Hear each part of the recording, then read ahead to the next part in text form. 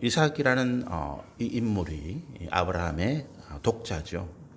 하나님의 약속을 이은 자인데 그가 믿음으로 이미 훈련받았다, 연단받았다 그렇게 말씀을 드렸습니다. 그래서 그 삶이 성경에 기록되기를 아주 평안하고 아주 형통한 삶을 갑니다. 그럼에도 불구하고 성경이 그에게 한 가지 시험을 하시는데 그것이 이제 오늘 창세기 26장의 말씀입니다. 그런데 이 시험은 아브라함이 이삭이 그 땅에서 이민족들과 함께 살아가고 있잖아요. 가나안 땅이라는 곳은 원래부터 이제 가나안 7족속뿐만 아니라 이제 해변가에 그 가나안 서쪽 지중해 연안에 있는 해변가에 이 블레셋 민족들, 해양 민족들입니다. 해양에서 활동하던 이 민족들이 육지에 상륙해서 도시 국가를 이루는데 그들이 이제 블레셋 민족이에요. 아주 강한 무력을 가지고 있고 아주 강성한 문물을 가지고 있는 그런 존재들인데 그들과 섞여 살아가면서 일어나는 갈등과 다툼을 어떻게 해결하고 또 어떻게 그들이 그 반목과 갈등을 화평으로 이루어내는가 이것들을 하나님께서 살펴보시는 거죠. 우리가 이 창세기 26장의 말씀을 통해서 하나님께 주시는 교훈과 은혜를 얻고자 하는 목표가 이겁니다. 우리 그리스도인들이 세상에서 동떨어져 살지 않습니다. 우리 교회가 산속에 있지 않고 세상의 한가운데 있어요. 우리 그리스도인의 삶이 우리끼리 모여서 무슨 농업, 협동농장 이런 걸 만들지 않고 우리는 세상 속에서 하나님을 알지 못하는 사람들과 함께 섞여 살면서 사업하고 직장을 다니고 살아가고 있는 그런 곳입니다. 그런 가운데 필연적으로 우리의 가치관과 세상의 사람들이 가치관이 서로 다르기 때문에 충돌이 일어날 수밖에 없습니다. 같은 가치관을 가지고 있다 할지라도 서로가 바라고 원하는 물질과 권세 이것들이 유한하잖아요. 무한하지가 않습니다. 세상의 권세가 무한하다, 물질이 무한하다 그러면 싸우겠습니까? 안 싸우죠.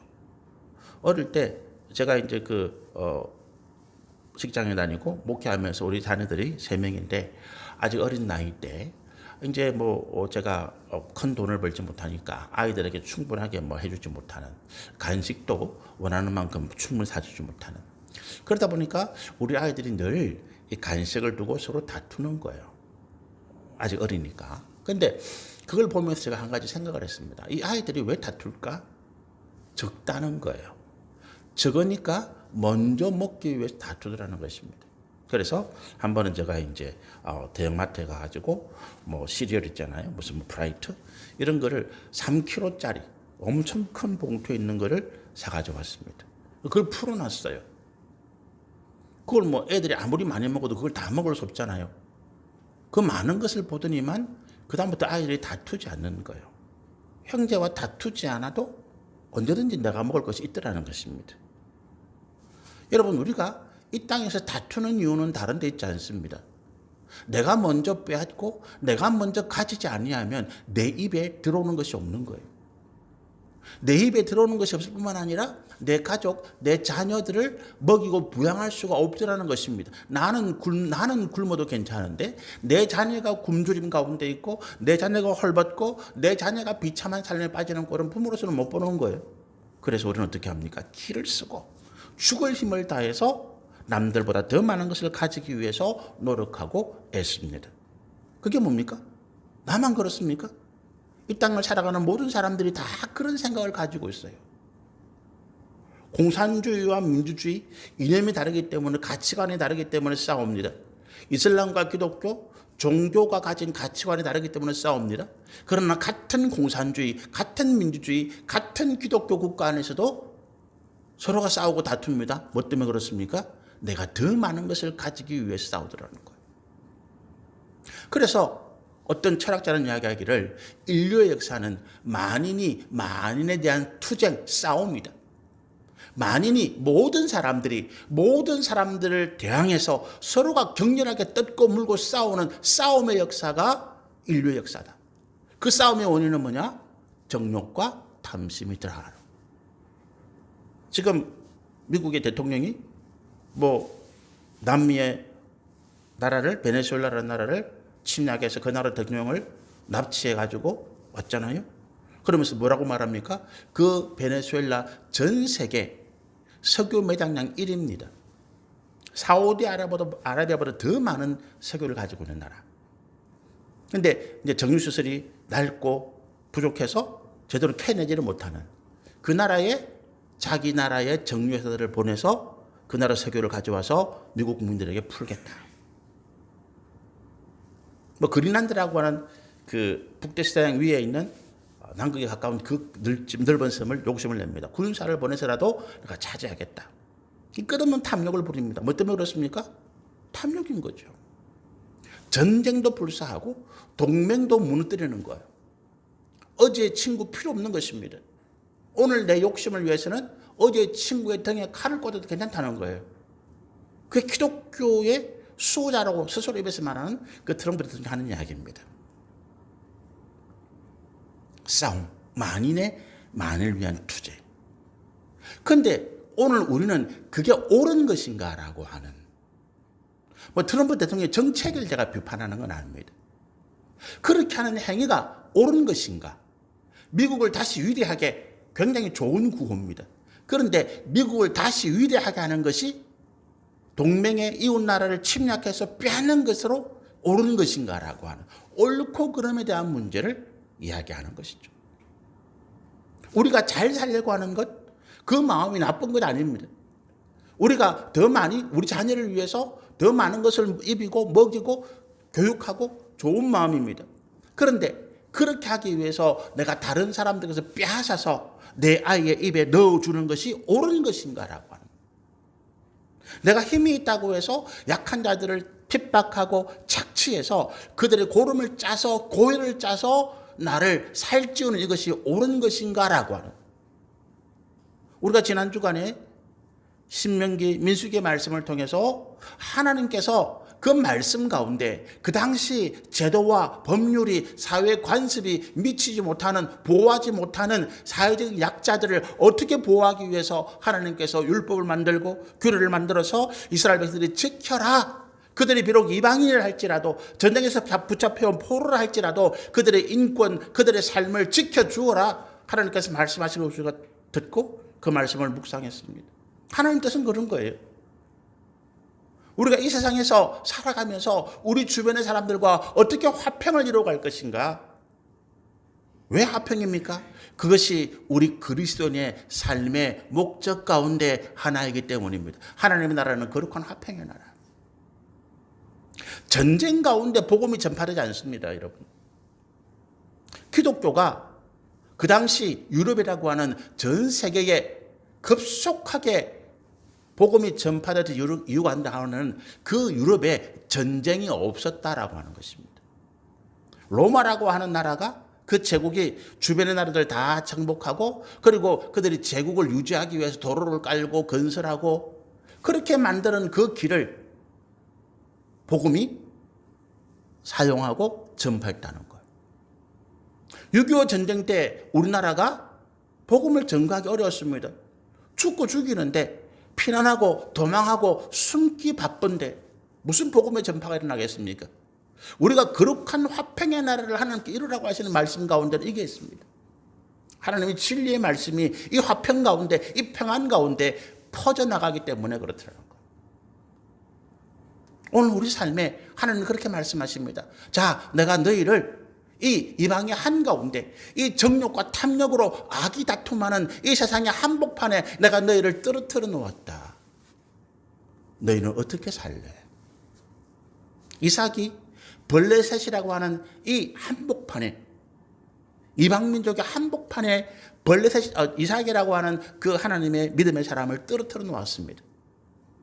이삭이 살아가는 모습을 우리가 보고 경험하고 듣고 깨달음으로써 우리도 이삭이 걸어갔던 믿음의 길처럼 우리도 걸어가기를 하나님께서 원하시기 때문에 그렇더라. 이삭이 블레셋 땅에 내려가게 된 이유는 우리 창세기 26장 앞에 있습니다. 그 땅에 다시 기근이 들었어요. 창세기 12장에 아브라함이 가나안 땅에 들어온 이후에 아브라함이 자기의 소유를 다 잃은 다음에 기근이 왔죠. 시험이라 그랬죠. 하나님의 시험. 이 기근에서 너는 어떻게 선택할래? 이 힘들고 어려운 상황에서 너는 하나님의 약속을 붙잡고 인내하고 있을래? 아니면 너는 살 길을 찾아서 다른 길을 갈래? 이게 기근의 시험입니다. 그 기근의 시험에서 아브라함은 풍요의 땅 애굽으로 갔습니다. 하나님께서 약속하신 가나안 땅을 떠난 거죠. 믿음을 떠났다 이 말입니다. 그리고 참담한 실패를 겪고 하나님의 은혜로 다시 회복되었고, 그런데 이삭의 때에 다시 기근이 들었습니다. 이삭이 자기가 살고 있는 땅, 아브라함에게 물려받은 그 땅에서 더 이상 농사를 지을 수도 없고 목축을 할 수도 없습니다. 다 황폐해진 거죠. 물도 없고 토지도 없고 어쩔 수 없이 이삭이 다시 애굽으로 가야 되나 생각을 합니다. 그때 하나님께서 이삭에게 말씀하십니다. 너는 너 아버지 아브라함의 길을 따라가지 마라. 너는 가나안 땅에 남아라. 이삭이 하나님께서 말씀하신 그 길을 순종합니다. 그는 블레셋이라고 하는 이방 민족, 하나님을 알지 못하는 우상을 섬기는 강한 민족이 있는 땅으로 들어갑니다. 그것이 가나안 땅이기 때문에. 근데 그곳에서 그가 농사를 짓습니다. 농사를 지었는데 농사가 잘 되는 거죠. 우물을 팠는데 우물에서 물이 나옵니다. 그 우물은 자기 아버지 아브라함이 팠던 무덤입니다. 우물입니다. 자기 아버지 거니까 자기 소유를 할 수도 있겠죠. 그런데 그것을 본 블레셋 사람들이 시기합니다. 질투합니다. 저기 어디서 히브리인 하나가 와가지고 농사를 짓는데 아주 농사가 잘 돼. 그 땅이 비옥한가 봐. 우물을 팠는데 우물에서 물이 철철철철 흘러나와. 아주 수맥이 좋은가 봐. 저거 우리가 차지해야지. 사람들을 몰고 와서 이삭을 몰아냅니다. 이삭이 쫓겨나요. 그 일을 3번을 겪습니다. 이삭이 다른 곳으로 옮겨서 우물을 파고 농사를 짓고 번영하게 되자 또 블레셋 사람들이 와서 쫓아냅니다. 쫓겨가고 반복합니다. 21절에 보니까 또 다른 우물을 팠더니 그들이 또 다툼으로 그 이름을 신나. 아마 이 신나라는 의미는 우리가 이 문장에서 보면 다투었다라고 하는 그런 의미로 해석되겠죠. 이삭이 거기서 옮겨 다른 우물을 팠더니 그들이 다투지 아니하였으므로 그 이름을 르호봇, 다투지 않았다, 이런 의미로 되겠죠. 신나라고 하는 곳까지 3번 이삭이 쫓겨나는 그런 경험을 하게 됩니다. 여러분, 우리가 이삭이라고 하는 이 믿음의 아들이, 하나님의 약속의 아들이 아브라함의 길을 걷지 아니하고 그가 하나님의 길을 걸어갔던 그 결정의 과정을 잠시 한번 생각해 볼 필요가 있어요. 그는 아버지가 어떤 길을 걸었는지 잘 압니다. 아버지가 자기의 삶을, 자기의 인생을 아들에게 이야기해 주잖아요. 옛날에 무슨 책이 있었겠습니까? 무슨 교육관이 있었겠어요? 그냥 조상들이 걸어왔던, 조상들이 경험했던 일들이 학습 자료가 되고 교육이잖아요. 조상들이, 아브라함이 자기 아들 이삭을 무릎에 앉히면서 아들아, 아버지가 이런 일을 겪었고 그때 하나님이 이렇게 역사하셨고 그래서 내가 이렇게 지금까지 이렇게 왔다. 이삭이 기근이 왔을 때 그가 가장 먼저 애굽으로 갈까라고 생각했던 이유는 뭐겠습니까? 아브라함에게 들은 경험이잖아요. 그가 받았던 교육이잖아요. 애굽 땅에 가보니까 정말로 그것은 풍요로운 땅이더라. 기근이 없더라. 왜? 나일강이라고 하는 이 큰 강이 해마다 범람해서 주기적으로 갑자기 폭우가 오는 것이 아니고 해마다 일정한 기간대에 범람하면서 상류에서 끌어왔던 그 비옥한 흙들을 그 이집트 하류에 쫙 흩어요. 이집트 사람들 물 빠진 다음에 씨만 뿌리면 돼요. 뭐 그름을 주고 할 필요도 없어. 씨만 뿌리면 곡식이 자랍니다. 그리고 다시 범람하기 전에 그걸 거두어요. 그리고 범람하면 또 새다음에 물 빠지면 씨 뿌리면 되는 거예요. 너무나 쉬운 거지. 농사 그렇게 쉬울 수가 있겠습니까? 이집트가 강성한 이유가 그거예요. 과거에. 그만큼 축복받은 땅인 거죠. 애굽은 정말로 비옥한 땅이더라. 거기는 기근이 없어. 그 땅이 비옥하고 넓어서 우리가 가도 뭐 사람들이 신경도 안 써. 먹을 게 많으니까, 땅이 너무 넓으니까 우리 같은 몇 사람 가봐야 신경도 안 써. 이삭이 그 얘기를 들은 거죠. 그래서 다시 애굽으로 가려고 하는 그 결정이 뭡니까? 자기 아버지의 교훈, 세상의 교훈, 사람들이 가르쳐준 교훈입니다. 합리적인 생각이죠. 그러나 하나님은 뭐라고 말씀하십니까? 그 길이 옳은 길이 아니었다. 아브라함이 애굽으로 택한 그 길이 사는 길이 아니었다. 그 길은 수치와 부끄러움과 멸망의 길이었다. 여러분, 우리가 인생의 실패, 인생의 어떤 어려움을 만날 때, 내가 옛날에 어떻게 했지? 아니면 책을 보고, 아니면 어떤 세상의 지혜를 가진 사람들에게 물어봅니다. 요즘 TV 가운데 굉장히 어떤 그 사람들에게 많은 시청을 하는 프로가 뭐냐 하면 조언을 해주는 유명한 상담 심리 박사들이 나와서 자녀 교육이 이렇다.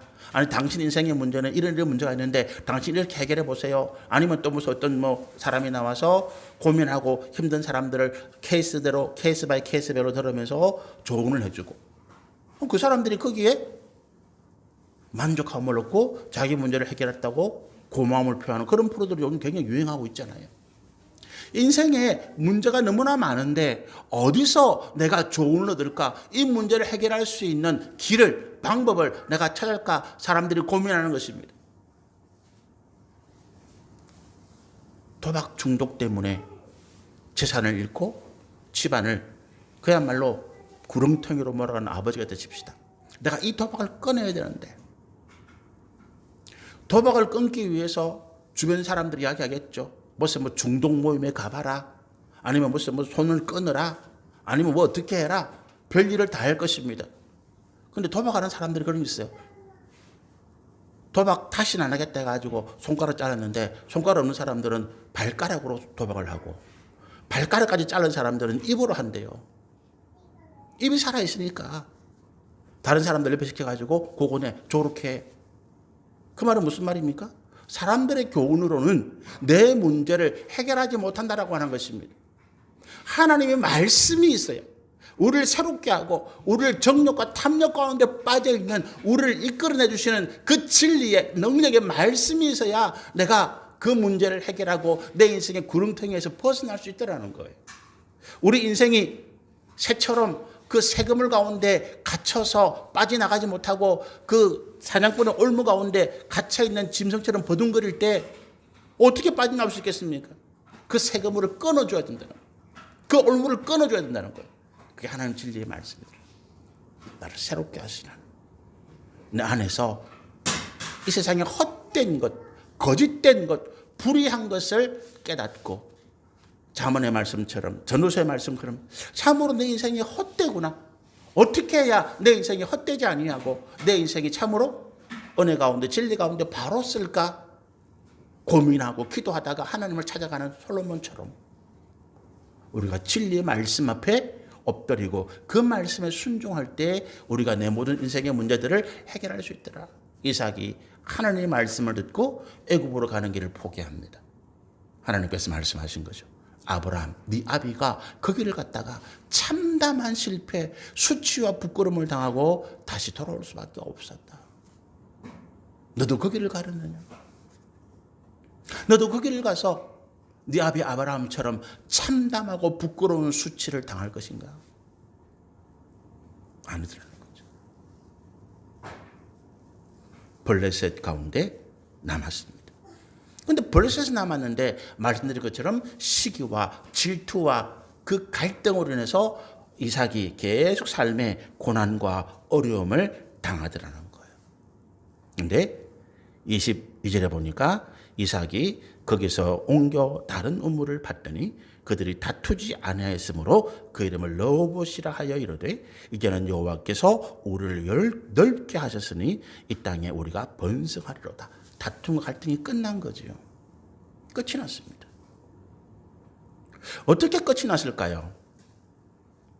이삭이 어떻게 하였기에 블레셋이 이삭을 핍박하고 몰아내고 이삭이 팠던 우물, 이삭이 개간하고 기름지게 옥토로 막고었던 그 땅들을 빼앗겼음에도 불구하고 이삭이 이 갈등과 어려움을 이겨냈을까요? 성경은 뭐라고 이야기합니까? 이삭은 그냥 피했다라고. 피했다. 빼앗기면 빼앗기고 빼앗으면 빼앗기고 쫓아나면 쫓겨났다. 우리 창세기 1장 26장을 읽어보면 그래요. 이삭이 무슨 뭐 대응하고 싸우고 다투고 그러지 않았습니다. 빼앗으라 그러면 그래 내가 가져가라. 이 땅을 나가 그러면 그건 나가는 거예요. 이상하잖아요. 여러분 같으면 그렇게 하겠어요? 내가 가게를 어려운 안 되는 가게를 내가 인수해서 정말로 잠도 안 자고 열심히 노력해서 이 가게의 상권을 만들었어요. 가게 주인이, 건물 주인이 이제 당신 나가요. 오늘부터 내가 여기 장사할 거야. 순순히 안 나가잖아요. 순순히 나가면 사람들 뭐라 그럽니까? 그거 바보라 그러지. 그죠? 그래서 다툼과 갈등이 많았다고요. 그 영업권 때문에, 그 권리금 때문에 가게 주인이, 그 임차한 상점 주인이 가게 건물 주인을 찌르고 죽이는 일들도 많았다고요. 사회적인 문제가 생기니까 지금 법이 어떻게 바뀌었습니까? 집 주인이 자기가 영업을 하려고 임차인을 내쫓을 때 그 권리금을 보존해 줘야 된다. 집 주인이 보존해 줘야 된다. 법이 그렇게 바뀌었어요. 그런데 하나님 우리가 뭐라고 말씀하신다고요?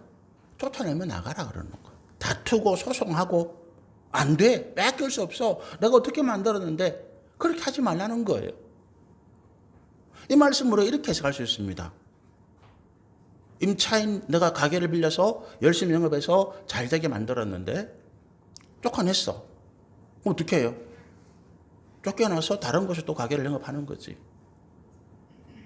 그런데 하나님이 내가 새롭게 영업한 가게에 또 하나님께서 번영을, 축복을, 은혜를 주셔서 잘 되자는 거예요.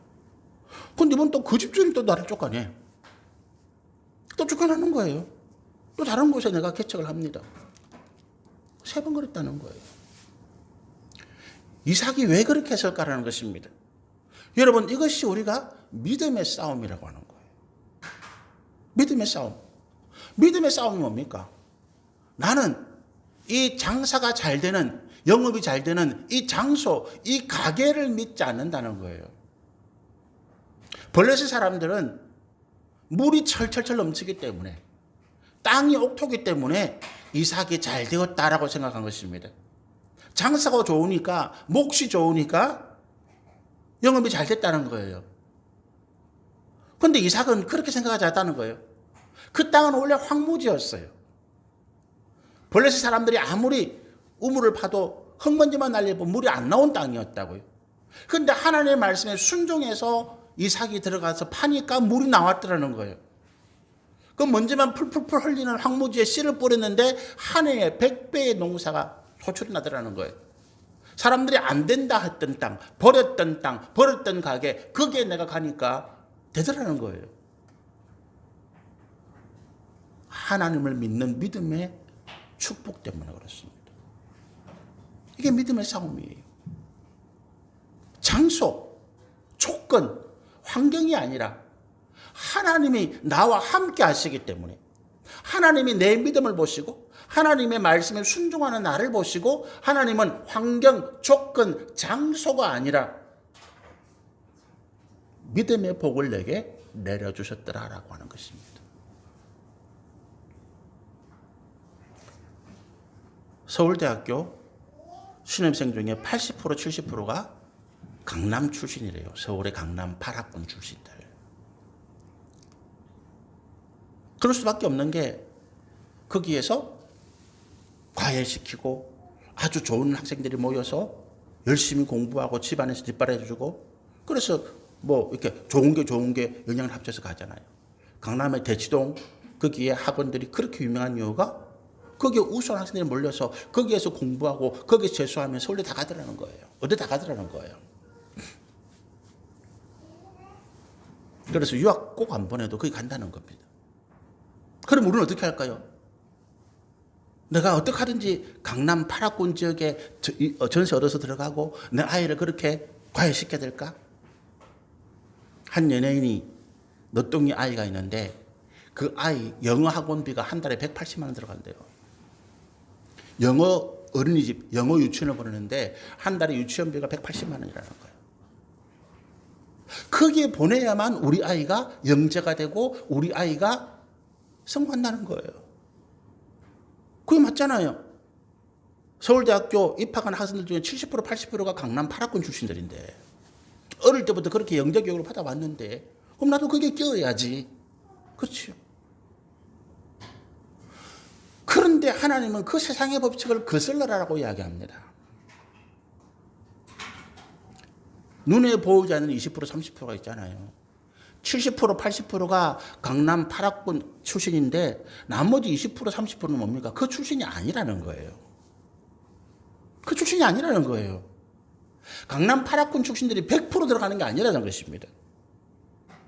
나머지 20% 30%는 뭐겠어요? 지방에서 농어촌에서 공부하고 들어온 아이들이라는 것입니다. 여러분, 지금 우리나라 정치, 경제, 사회를 탑으로 이끌고 있는 사람들이 있습니다.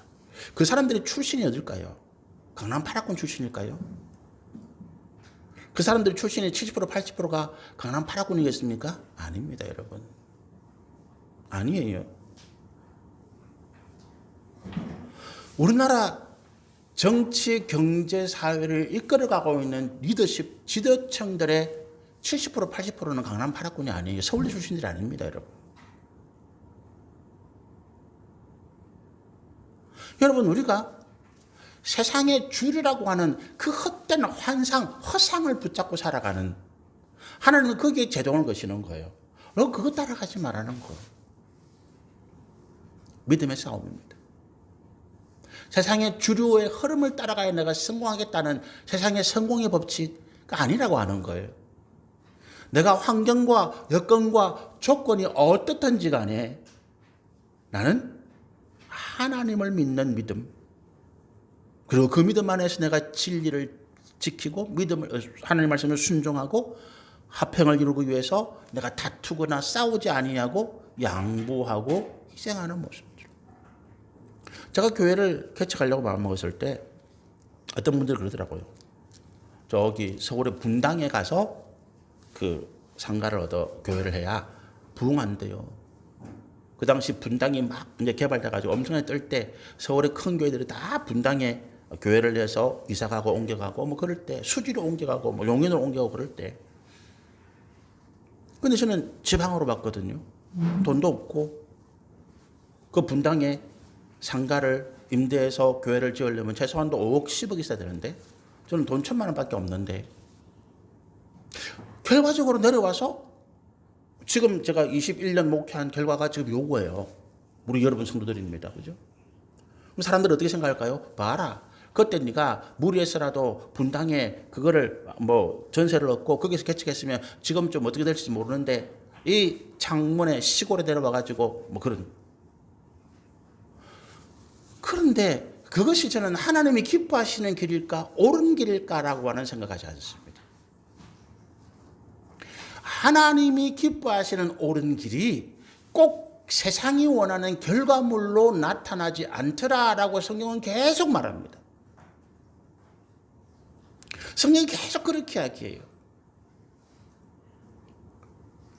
우리가 신약 성경에서 가장 위대한 사도 둘을 뽑아라 그러면 베드로와 사도 바울입니다. 사도 바울이 어떻게 생각하면 베드로보다 훨씬 뛰어난 업적, 뛰어난 능력을 가지고 있었습니다. 베드로는 단순히 예수님의 12제자 가운데 수제자, 어뜸이다라고 하는 명예를 가지고 있었는데 바울은 예수님을 핍박한 사람, 교회를 핍박한 자라는 오명을 가지고 있었음에도 불구하고 그가 기독교를 전 세계로 복음화시키는 그 기틀을 놓은 사람이 바울입니다. 그런데 우리가 바울의 마지막을 잘 알고 있습니다. 시작은 아주 거창하게 했습니다. 바울이 아주 거창하게 가는 곳마다 수많은 능력과 기적을 일으키고 그를 만나는 사람들이 환호하고 박수를 치고 교회를 세우고 세례를 주고 수많은 사람들이 그를 따랐습니다. 근데 그 마지막은 로마의 감옥에서 비참하고 쓸쓸하게 맞이합니다. 디모데후서 4장의 말씀을 보면 바울이 마지막에 디모데에게 편지를 보내면서 내 주위에 사람이 아무도 없다. 내가 이 추운 겨울을 지나야 되는데 내게 옷 하나 갖다 줄 사람도 없다. 내가 감옥에서 읽을 성경이 필요한데 내게 그 성경 하나 갖다 줄 사람이 없다. 먹을 것은 말할 것도 없겠죠. 디모데에게 부탁합니다. 네가 어디 가서 내가 겨울 날 수 있는 외투를 좀 갖다 주고 내가 보던 성경책 좀 갖다 주고 내 주변에 사람이 아무도 없다.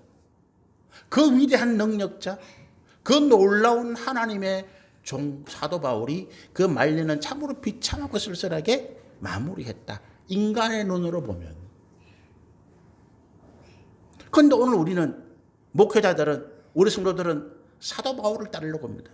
저도 개척하면서 하나님께 이런 기도했습니다. 하나님 저도 사도 바울 같은 그런 하나님의 쓰임이 되게 해주세요. 그런데 제가 한 가지 살짝 제안했습니다. 사도 바울처럼 고난은 당하기는 싫습니다. 얼마나 부끄러운 이야기죠. 그렇죠? 하나님이 사도 바울이라는 위대한 인물을 우리 가운데 보여주실 때에 그가 이런 성취와 업적이 아닙니다. 그는 끝까지 이 믿음의 선한 싸움을 싸웠다라고 하는 것입니다. 믿음의 선한 싸움. 믿음의 싸움이잖아요. 하나님이 나와 함시기 때문에 함께 하시기 때문에 내가 이기고 승리할 수 있다는 거예요. 내 환경, 내 조건, 내가 가진 능력이 아니라고 하는 것입니다. 내가 가진 스펙이 좋아서 내가 이기고 승리하는 것이 아니라고 하는 거예요. 나는 하나님을 믿는 믿음 때문에 거짓과 불의와 타협하지 아니하고 끝까지 내가 이 진리의 길을 걸어온 이것 때문에 하나님 나를 축복하시고 승리했다는 거예요. 이삭이 그걸 보여준 것입니다. 이삭이 가는 곳마다 운물이 터져 나와요. 블레셋은 파도 안 나와요. 하나님이 함께 하시기 때문에 그렇더라라고 하는 것입니다. 이걸 보니까 26절의 말씀입니다. 아비멜렉이 그 친구 아우삿과 군대 장관 비골과 더불어 그랄에서부터 이삭에게 온지라. 이 아비멜렉이라는 사람은 그 당시 블레셋의 왕의 이름입니다. 아비멜렉. 이게 대대로 호칭되는 이름이에요. 애굽의 왕이 바로인 것처럼 아비멜렉이라고 하는 이 호칭은 어떤 한 사람의 이름이 아니라 블레셋 왕의 호칭이에요. 블레셋 왕이 자기 친구, 동맹이죠. 블레셋 왕과 동맹을 이루고 있는 그 왕, 또 다른 왕, 그리고 자기의 군대 장관과 함께 이삭에게 왔다. 이 무슨 말이겠습니까? 블레셋 왕이 군사를 이끌고 자기 동맹의 군사까지 끌고 이삭을 찾아온 거예요. 이삭이 얼마나 놀랐겠습니까? 얼마나 두려웠겠습니까? 이 인간이 왜 나를 찾아왔지? 또 쫓아내려나? 그렇잖아요. 그런데 27절에 보면 이삭이 이렇게 이야기합니다. 그들에게 이르되 너희가 나를 미워하여 나에게 너를 떠나게 하였거늘 어찌하여 내게 왔느냐. 이 말씀을 읽어보면 이삭이 굉장히 두려워하고 이삭이 굉장히 지금 곤란한 지경에 처했다는 것을 말하고 있는 거죠. 나 너가 쫓겨났어. 내가 뭐 다투었어? 나 그냥 쫓겨났어. 그런데 왜 또 끝까지 와 나를 이렇게 괴롭히는 거야? 이런 이야기겠죠. 근데 28절에 보면 놀라운 이야기를 합니다. 그들이 이르되 아비멜렉 블레셋 왕과 또 그와 동맹한 왕 그리고 그 군대 사령관이 이삭에게 이야기합니다. 여호와께서 너와 함께 하심을 우리가 분명히 보았다. 뭐라고요? 이삭이 가진 군대가 없어요. 이삭이 가진 힘이 없습니다. 이삭은 그냥 목축업자예요. 농부입니다. 그런데 그 많은 군대를 끌고 온 블레셋 왕이 이야기합니다. 나는 너의 하나님이 여호와께서 너가 섬기는 너의 하나님이 너와 함께 하심을 분명하게 보았다. 뭐를 통했어요? 이삭이 번성함을 통해서 그들이 쫓아냈는데 멸망하지 아니하고 잡초처럼 일어서는 또 일어서는 그 모습을 보면서 블레셋 왕이 두려움을 넘긴 것입니다. 우리가 지금 싸우는 존재는 이삭이 아니구나. 이삭이라는 인물과 지금 우리가 싸우는 것이 아니구나. 우리가 지금 싸우는 존재는 이삭이 섬기는 여호와 하나님이구나. 우리는 지금 하나님과 싸우고 있구나. 세상에 우리가 그걸 알려주는 거죠. 너희가 지금 상대하는 자는 내가 아니야. 너희가 쫓겨나면 쫓겨나고 달라 그러면 빼앗기고 그런 내가 너희의 상대가 아니야. 내 뒤에는 나와 함께 하시는 전능하신 여호와 하나님이 함께 하시다. 너희가 지금 여호와 하나님과 함께 싸우는 거야. 블레셋 왕이 얼마나 겁이 났던지 누구에게? 이삭이 아니라 하나님에게 겁을 난 거야. 우리는 하나님을 이길 수가 없어. 우리는 하나님을 이길 수가 없어. 그 결과로 이야기합니까? 제발 우리와 좀 화친하자. 29절에 말합니다. 너는 우리를 해하지 말라. 블레셋 왕이 이삭에게 하는 말이에요. 너는 우리를 해하지 말라. 이 말은 무슨 말이에요? 하나님 우리를 용서해 주세요 말이에요. 하나님 우리에게 저주하지 마세요. 우리가 하나님의 백성, 하나님 아끼시는 믿음의 사람을 핍박했는데 그것 때문에 우리를 미워하고 저주하지 마세요. 우리는 하나님을 두려워합니다. 그 말이잖아요. 너는 우리를 해치지 마. 이삭에게 부탁합니다. 우리가 너를 범하지 아니하고 선한 일만 내게 행하였거늘 또 네가 평안히 가게 했는데 나를 해치지 마. 얼마나 비굴한 이야기입니까? 자기들이 한 년을 싹 잊어버렸는데. 그럼 얘기하는 거예요. 야, 우리가 그동안 늘 잘해줬잖아. 우리가 그동안 늘 잘해줬는데 우리를 좀 불쌍히 여겨줘. 너희 하나님에게 우리를 위하여 복을 빌어줘. 우리에게 축복을 빌어줘. 여러분, 이삭이 가진 건 아무것도 없어요. 뭐만 가지고 있습니까? 하나님에 대한 믿음만 가지고 있습니다. 이 세상을 살아가는 우리가 가져야 할 것이 그겁니다. 하나님을 향한 온전한 신뢰와 믿음. 세상 사람들은 권세와 재물과 명예, 자기들의 학벌, 인맥, 자기들이 얼마나 대단한 사람인지 전화 한 통화만 하면 네 가지 거는 그냥 뭐 썰어버릴 수 있어. 그런 것은 아무것도 아닙니다. 여러분, 우리가 나타내야 할 것이 이겁니다. 우리가 돈을 많이 벌어서 그런 사람과 돈으로 싸우고 권세자들을 우리가 알아서 권세로 싸우고 그건 지는 싸움입니다. 우리의 싸움은 세상에 하나님을 보여주는 거예요. 우리와 함께 하시는 하나님. 내 믿음을 보시고 내 순종을 보시고 나와 함께 하시는 하나님을 내가 보여주는 거예요. 세상이 두려워하는 것입니다. 무서워하는 거예요. 감히 우리에게 달려들 엄두를 내지 못하더라는 거예요. 그리고 화평이 옵니다. 그리고 주의 역사가 이 땅에 이루어지게 될 것입니다. 이삭은 하나님이 함께 하심을 보여준 사람. 그 갈등과 다툼과 반목의 시대에 그는 쫓겨나고 빼앗기고 그렇게 떠돌이처럼 쫓겨나는 삶이었지만 그는 재산을 잃고 명예를 잃어버리고 그는 가진 모든 것을 다 잃어버렸지만 한 가지만은 굳게 붙잡았다. 여호와 하나님에 대한 믿음이죠. 내 하나님이 나와 함께 하시더라.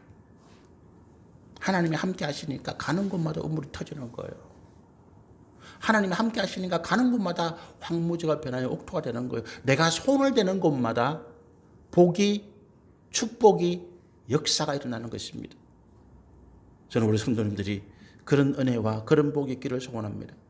내가 하나님을 믿기 때문에 하나님이 나와 함께 하시기 때문에 내가 손을 대는 곳마다 번영과 축복과 큰 은혜의 역사가 일어나는 그런 저와 여러분이 되시기를 소원하고 축복합니다. 기도하겠습니다.